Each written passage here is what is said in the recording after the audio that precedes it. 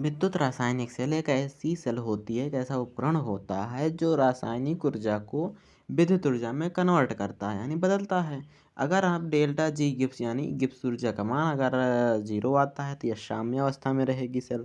Negative आता है तो स्वतः रहेगी और पॉजिटिव आता है तो अस्वतः रहेगी। अब डेनियल सेल में एक क्या होता है, कंटेनर होता है, उसमें जिंक Zn4 का विलयन होता है, CH4 का विलयन होता है। दो इसमें इधर एनोड होता है, इधर कैथोड होता है पॉजिटिव की तरफ। इसमें लमर सेतु लगे होते हैं। Z1 जो प्लस जो होता है वह उधर तार एक धारावाही चालक तार होता है, उसके जरिए कॉपर में जाकर चिपक जाता है, उसके प्लेट पर जाकर चिपक जाता है।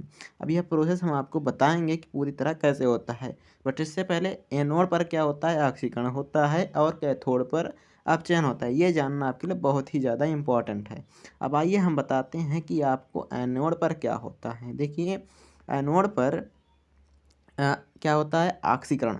अब ऑक्सीकरण की अपक्रिया यानी कि एनोड पर ऑक्सीकरण अपक्रिया किसे कहते हैं, तो जिंक से यह 2 इलेक्ट्रॉन त्यागता है। जिंक से जब 2 इलेक्ट्रॉन त्यागता है तो Zn2 प्लस बनाता है और 2 इलेक्ट्रॉन को रिमूव करता है, जिसके जरिए 2 इलेक्ट्रॉन एक धारावाही चालक से होकर होते हुए वह कॉपर इलेक्ट्रोड में जाकर समावेशित हो जाता है, न्यूट्रल हो जाता है, जिससे कैथोड पर जो अपक्रिया होती है वह Cu2 प्लस और 2 इलेक्ट्रॉन ऐड हुआ है तो वह न्यूट्रल हो जाएगा, सॉलिड स्टेट में चला जाएगा।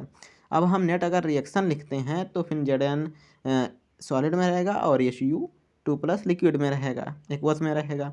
क्रियाविधि में क्या आते हैं, क्रियाविधि में आवश्यक सामग्री में रहेगा इलेक्ट्रोड, लवण सेतु और Zn4 CuSO4 का सांद्रित विलयन रहेगा और एक धारा मापी एमीटर कह सकते हैं, धारा को मापने के लिए कि विक्षेप होता है या नहीं। अब प्रयोग में जैसे हम बता रहे हैं, सिंपल भाषा अपनी भाषा में लिखिएगा, समझिएगा। जब इसमें क्या होता है कि कंटेनर में जो Zn4 और CuSO4 का जो विलयन होता है, यह विलयन होता है वह उसमें जब इलेक्ट्रॉन जाते हैं तो वहाँ से धारावाही चालक तार के जरिए वहाँ पर जाकर समावेशित हो जाते हैं, जिसके जरिए एक धारा प्रवाहित होती है इलेक्ट्रॉन की विपरीत दिशा में।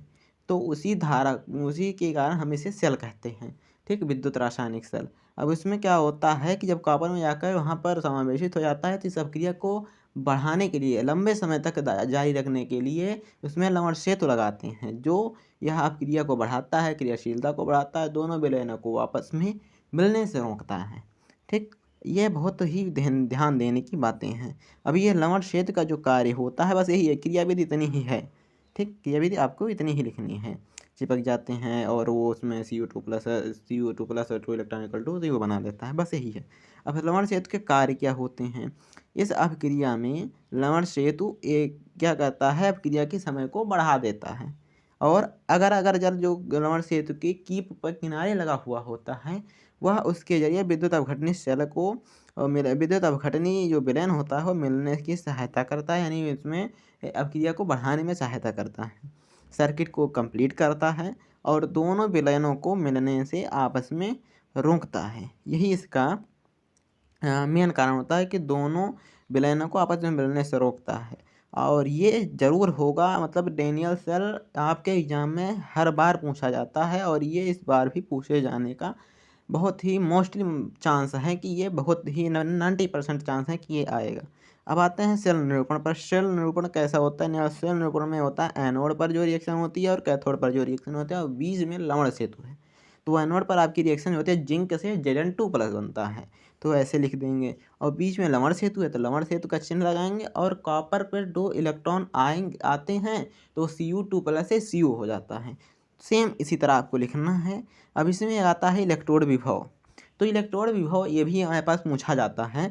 तो इलेक्ट्रोड विभव जो होता है वह इलेक्ट्रोड व विलयन के मध्य जो विभवांतर उत्पन्न होते हैं उसी को हम क्या कहते हैं, इलेक्ट्रोड विभव कहते हैं। इसे ई से प्रदर्शित किया जाता है और इससे यह इलेक्ट्रॉन ग्रहण करने की और त्यागने की प्रवृत्ति रखता है। तो आई होप आप लोग समझ गए होंगे इस टॉपिक को, और इस टॉपिक को आप बहुत ही अच्छे तरीके से आज पढ़ के जाइएगा। परीक्षा की पॉइंट ऑफ व्यू से बहुत ही ज़्यादा इम्पॉर्टेंट यह क्या कहते हैं टॉपिक है। तो आई होप आप लोगों को यह वीडियो अच्छा लगा हो वीडियो हमारा, तो प्लीज़ लाइक शेयर और सब्सक्राइब कर दिएगा चैनल।